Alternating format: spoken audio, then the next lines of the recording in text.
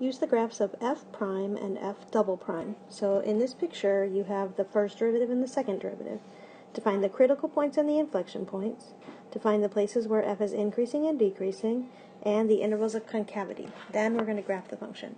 So I'm going to do this with some sign charts. So the pink graph here is the derivative.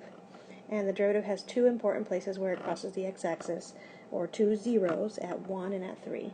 So on my sign chart, I'm going to put a 1, I'm going to put a 3. Before 1, the derivative is above the x-axis, so positive. Between 1 and 3, it's below the x-axis, or negative. And after 3, it's back above the x-axis, or positive again.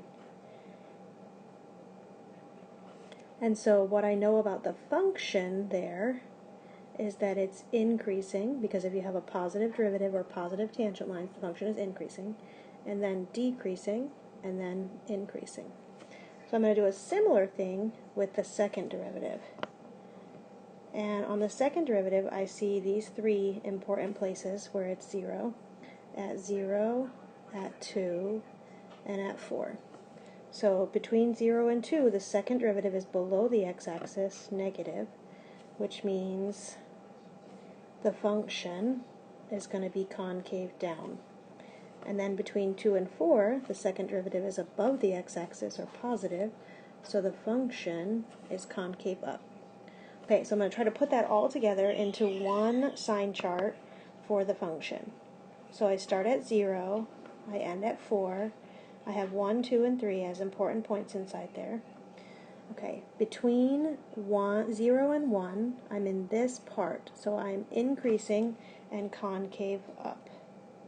Down, excuse me. Increasing here, concave down here. So if a function is increasing and concave down, it has to have that shape. Between 1 and 2, I'm here in my sign charts, so I am decreasing and concave down. So decreasing and concave down has this shape.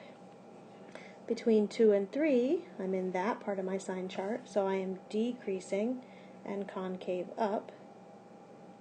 So decreasing and concave up. And then between 3 and 4, I am increasing and concave up. So increasing and concave up.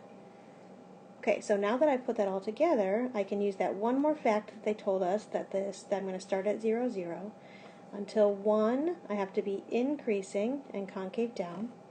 Until 2, I have to be decreasing and concave down. Until 3, I have to be decreasing and concave up. And then until 4, increasing and concave up. So here is one example of a picture that satisfies those properties.